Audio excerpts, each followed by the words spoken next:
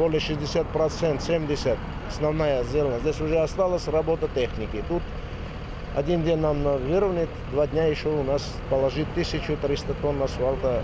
Гагарина практически полностью мы уже завершили. Здесь, во-первых, была колея, был провален колодец, и сделали достаточно удобные подходы к остановке.